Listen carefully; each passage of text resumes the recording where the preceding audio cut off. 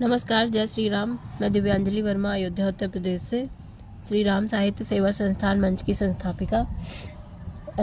आप सभी, आशा है आप सभी कुशल मंगल होंगे, होना भी चाहिए। और जितने भी हमारे साहित्यकार भाई बहन हैं उन सभी को जो है मैं चाहूँगी उन सभी को माँ सरस्वती का आशीर्वाद उन सभी पे बना रहे और सब अपनी रचनाएं लिखते ही रहें और उसमें दिनों दिन उन्नति करते रहें। मैं आज बताने आई थी कि हमारे मंच पे जो साक्षात्कार का कार्यक्रम होता है तो उसमें बहुत सारे लोगों का तो साक्षात्कार अब तक हो चुका है, 5 या 6 लोगों का अब तक हो चुका है। और आज शाम को प्रवीण उदय जी का साक्षात्कार है। ये दृष्टिबाधित साहित्यकार हैं पर बहुत अच्छे गायक भी हैं। इनकी कविताएं मैंने सुनी, काफ़ी अच्छा गाते हैं और इन्होंने अभी साहित्य के क्षेत्र में कदम रखा ही है। मतलब ये नवोदित साहित्यकार ही हैं लेकिन बहुत अच्छा लिखते हैं। तो मैं चाहूँगी आप सभी मंच के फेसबुक ग्रुप में लाइव में जुड़ के और इनके बारे में ज़रूर सुनिएगा, आज का साक्षात्कार ज़रूर देखिएगा। अब मैं बता दूं, इनके बाद भी कुछ लोगों ने अपना साक्षात्कार के लिए बुक कर लिया है।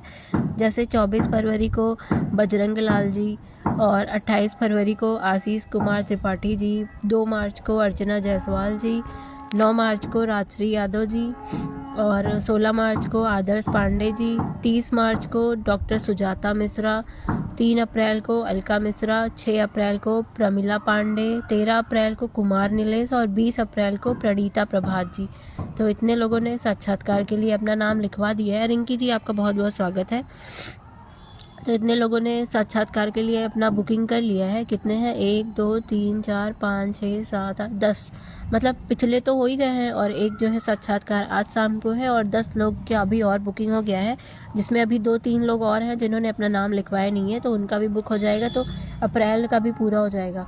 तो मैं बताना चाह रही थी, अगर किसी और को भी अपना साक्षात्कार करवाना है और सोच रहा है हमारे मंच के माध्यम से, एक तो ये फ्री है, कोई आपसे शुल्क नहीं लिया जा रहा है और आपका साहित्यिक परिचय और जितनी भी साहित्यिक उपलब्धियां हैं इसको बताने के लिए एक आपको प्लेटफॉर्म दिया जा रहा है। तो जिसको भी अपना साक्षात्कार करवाना है वो बुक अभी से कर लीजिए, जिससे आगे जो है डेट आगे की फिक्स हो जाए, नहीं तो फिर बाद में दिक्कत होगी, बाद में ये और ज़्यादा बढ़ता चला जाएगा।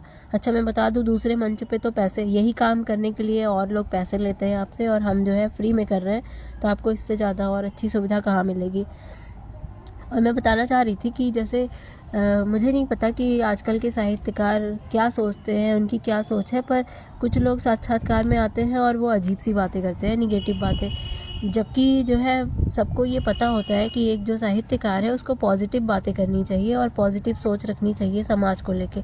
और अपने जो है साहित्य, जब वो अपना साहित्यिक परिचय देता है या अपने बारे में कुछ बताता है तो उसको पॉजिटिव बातें करनी चाहिए ना, सकारात्मक बातें करनी चाहिए कि जैसे मैंने इतनी उपलब्धियां पाई हैं और समाज को लेके उसका, समाज के हर पहलू को लेके उसका दृष्टिकोण क्या है, ये सब भी पॉजिटिव ही रखना चाहिए। जैसे अब एक साहित्यकार से क्या उम्मीद करी जाती है कि वो कहे कि महिलाओं को, मतलब कि महिलाओं को, नारियों को समान अधिकार देना चाहिए, उनको समाज में इज्जत देनी चाहिए। इन सब पे साहित्यकारों का लिखने का मेन पर्पस होता है। या फिर भ्रष्टाचार, बुराई, ये सब पे लिखे, या फिर नारियों को कैसे आगे बढ़ाना है, ये सब लिखे। लेकिन कुछ लोग ऐसे होते हैं, तो मुझे नहीं पता उनकी सोच क्या होती है, मैंने काफ़ी नोटिस किया, कुछ लोग ऐसे होते हैं जो साक्षात्कार में निगेटिव बातें करते हैं कि जैसे अब मैं बताऊंगी नहीं, पर कुछ लोग ऐसी निगेटिव बातें करते हैं, तो लगता है कि इस तरह की बातें आप जो है लाइव में और इस तरह सबके सामने कर रहे हैं, सुनने वाला भी क्या कहेगा कि आप क्या ही बोल रहे हैं। अब कोई अगर ये कहे कि महिलाएं जो है कम दिमाग की होती हैं, महिलाओं के जो है, महिलाओं को सम्मान नहीं देना चाहिए, या फिर इस तरह की बातें अच्छी नहीं लगती, या फिर अब मैं अच्छे पॉइंट पे मैं बात करूँगी, मैं भी नेगेटिव पे ही जा रही हूँ मुझे लग रहा है, तो मैं अच्छे पॉइंट पे बात करती हूँ। तो जैसे अगर किसी का, माही जी आपका स्वागत है, अगर किसी का इंटरव्यू, साक्षात्कार हो रहा है तो उसमें इस तरह की बातें करनी चाहिए कि जैसे शिक्षा क्यों ज़रूरी है, शिक्षा सबको देनी चाहिए, सबको बराबर शिक्षा का अधिकार है। या फिर अगर कोई शादीशुदा महिला है तो उसे इस तरह की बातें करनी चाहिए कि मेरे पति ने मुझे आगे बढ़ने में इतना साथ दिया और उसने जो है मुझे साहित्य के क्षेत्र में आगे बढ़ने में मेरा इतना सपोर्ट किया है। अगर कोई आदमी है, पुरुष है और उसकी शादी हो गई है, तो उसे इस तरह की बातें करनी चाहिए कि मुझे मेरी मिसेस या मेरी पत्नी जो है वो बहुत सपोर्ट करती हैं, इसीलिए मैं अपना घर भी चला लेता हूँ, काम भी कर लेता हूँ और साथ में अपना साहित्य में भी इतना लिख लेता हूँ, काम कर लेता हूँ। तो इस तरह की बातें अच्छी लगती हैं। अगर बच्चे हैं तो बच्चों को इस तरह की बातें करनी चाहिए कि उन्हें जो है घर वालों से सपोर्ट मिल रहा है, मम्मी पापा से सपोर्ट मिल रहा है और टीचर वगैरह हैं वो भी सपोर्ट कर रहे हैं, और इस तरह की बातें अच्छी लगती हैं। अगर जैसे कोई महिला है, अब वो नहीं पढ़ पाई, उसका कुछ निजी कारण होगा जिस वजह से वो नहीं पढ़ पाई, तो उसे इस तरह की बातें बतानी चाहिए कि चलो ठीक है, मैं नहीं पढ़ पाई, लेकिन मेरे पति ने या मेरे ससुराल वालों ने मुझे इतना सपोर्ट किया कि मैं जो है आगे मतलब अपना साहित्यिक, चलो ठीक है नहीं पढ़ पाई, लेकिन मैं अपना साहित्य के क्षेत्र में इतना प्रोग्रेस कर रही हूँ और इसमें मेरे ससुराल वालों का, मेरे पति का इतना सपोर्ट है। मैं बताऊँ, मैंने एक महिला का साक्षात्कार देखा था। वो शादीशुदा थी और वो अपने ससुराल से बैठ के अपना जो है इंटरव्यू दे रही थी। वो भी लाइव ही था फेसबुक में, तो मैंने उनको देखा, वो बता रही थी, वो मतलब अपने ससुराल वालों की बड़ाई कर रही थी कि इतने अच्छे लोग हैं, जो है मुझे इतना सपोर्ट किया। मतलब उन महिला का ये कहना था कि जब उनकी शादी नहीं हुई थी, शादी से पहले तो वो जो है अपना पढ़ाई वढ़ाई कर रही थी अपने घर रह के, लेकिन जो ये साहित्य के क्षेत्र में जब वो आई तो उसमें, शायरी जी आपका स्वागत है, तो जब साहित्य के क्षेत्र में उनको लाने का जो पूरा श्रेय है वो उनके ससुराल वालों का था, मतलब उनके सास ससुर, पति, जेठ जेठानी, इन लोगों का था। तो इस तरह की महिलाएं जो होती हैं वो प्रेरणा का स्रोत होती हैं। तो इंटरव्यू में इस तरह की बातें अच्छी लगती हैं। आप पॉजिटिव बातें बताओ कि समाज में आप एक प्रेरणा स्रोत के रूप में आओ, लोग जो है आपके बारे में जानना चाहें, और जो आपका इंटरव्यू ले रहा है वो भी खुश हो कि हाँ चलो इतने अच्छे लोगों को हम बुलाए हैं और उनके माध्यम से हमारा मंच, तो उसका नाम तो हो ही रहा है, बाकी लोग का नाम भी हो रहा है और आपका नाम भी हो रहा है। अब जैसे कि आजकल मीम्स का ज़माना है और ये इंटरनेट का इतना ज़माना है, और आपने तो देखा ही है कितना मीम्स बन जाता है।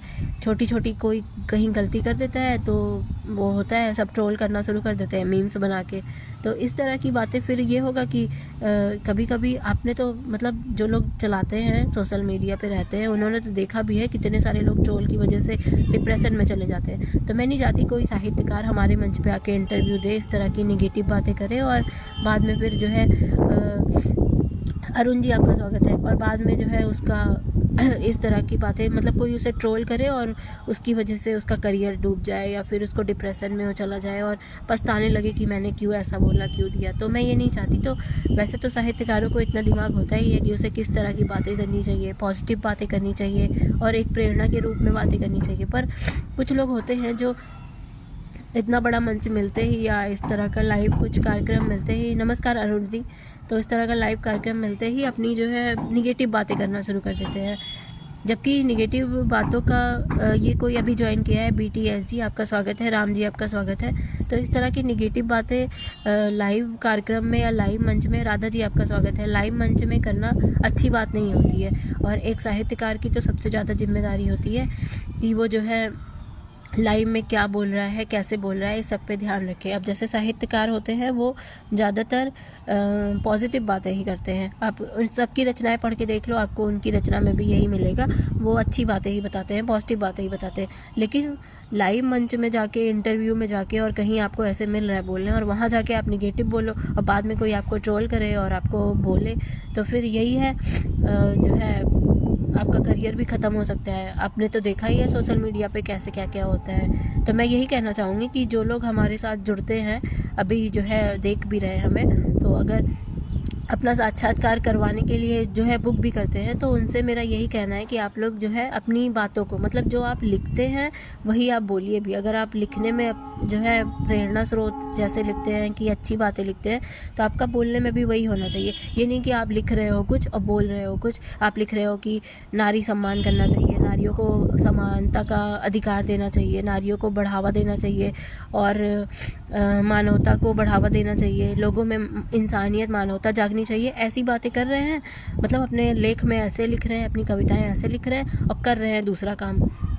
तो इस तरह की बातें अच्छी नहीं लगती। कल भी मैं लाइव आई थी, यही बात बताया था मैंने कि एक साहित्यकार को अपने कर्म और वचन से एक ही होना चाहिए। अरुण जी कह रहे हैं जी मैम आप ही यथार्थ कह रही हैं। हाँ अरुण जी शुक्रिया आपका।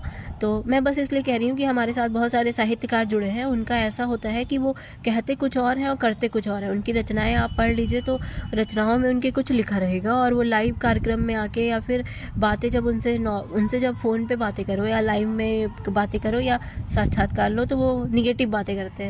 तो लिखना उनका कुछ और रहता है, उनकी लेखनी और उनकी रचना कुछ और कह रही होती है, और उनका जो रियल फेस जो होता है, जो रियल सोच होती है, वो उनसे बात करने पे पता चलती है। तो इस तरह से क्या होता है कि इंसान की सोच तो पता चलती ही है। अब जैसे निगेटिव से ये होता है कि इंसान की सोच पता चलती है, साथ में हमारे मंच का नाम खराब होता है।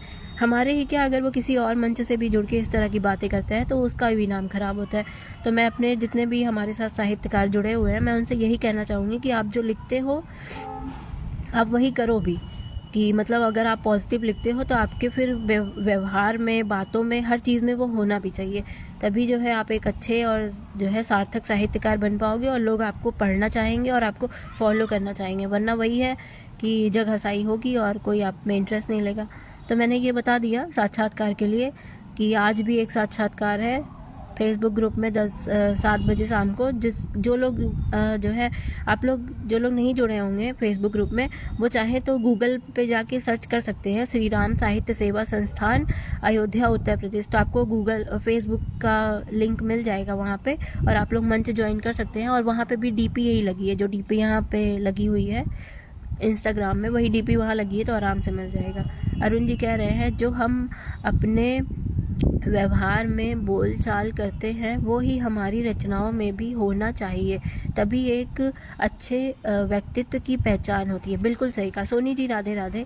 बिल्कुल सही कहा अरुण जी, वही चीज़ मैं कहना चाहती हूँ कि कुछ लोग मैंने कुछ लोगों का ऐसे साक्षात्कार लिया, तो वो बातें, उनकी रचनाएं भी मैंने पढ़ी, तो मुझे लगा शायद लेना चाहिए, बहुत अच्छा लिखते हैं। पर जब मैंने उन्हें बुला कि उनका साक्षात्कार लिया ना, तो ऐसी निगेटिव बातें, फिर मुझे लगा कि आदमी लिख कुछ और रहा है और बोल कुछ और रहा है। ये तो बहुत मतलब सोचने वाली बात है। इस तरह की बातें नहीं होनी चाहिए, और एक साहित्यकार से तो बिल्कुल भी ऐसी उम्मीद नहीं की जाती, क्योंकि सबको पता है साहित्य समाज का आईना होता है, और साहित्यकार उस आईने को रचने वाला होता है। तो जो है वो लिखेगा, जो करेगा वही आगे बढ़ेगा। तो मैं यही कहना चाह रही थी कि आप जो लिखो वही आप करो भी। और साक्षात्कार का मैंने बता दिया, 10 लोग का और बुक हो गया है 20 अप्रैल तक। किसी और को भी अगर अपना साक्षात्कार का करवाना हो, ये फ्री है, हमारे मंच के माध्यम से ये फ्री है, मैं ही लेती हूँ, तो करवाना हो तो मुझे पर्सनल मैसेज कर सकते हैं। 20 अप्रैल तक बुक हो चुका है, तो इसके बाद का, और हाँ बता दूँ, ये शनिवार को ही होता है, हर शनिवार को। इससे क्या होता है कि अच्छा लगता है, बीच बीच में गैप होता है, तो हमारे जो दर्शक होते हैं उनको थोड़ा उत्सुकता बढ़ जाती है, और आप लोग को भी ठीक लगता है। ऐसे रोज़ रोज़ लेने में मज़ा नहीं आती उतनी। तो 20 अप्रैल तक हो चुका है। किसी और को भी साक्षात करवाना हो तो आप जो है मुझे पर्सनल मैसेज करके जो है बता दीजिएगा, मैं आपको बाकी की जानकारी दे दूँगी, और 20 अप्रैल के बाद का बुक कर दूँगी। तब तक के लिए तो फिर ठीक है, जय श्री राम।